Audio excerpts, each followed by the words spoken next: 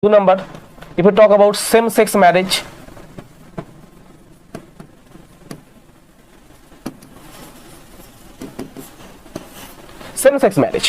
তুমি European society চলে যাও, ইউরোপিয়ান সোসাইটিতে গেলে তুমি দেখতে পারবে সেম সেক্স ম্যারেজ যেটা আছে সেটা অ্যাকসেপ্টেবল, সেটাকে গ্রহণ করে। রিসেন্টলি নেপাল যে আছে, নেপাল হচ্ছে সেম সেক্স ম্যারেজকে অ্যালাউ করেছে।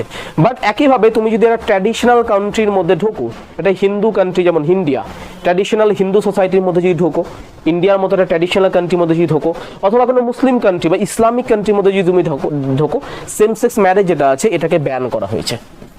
ইট is ban in Islamic country,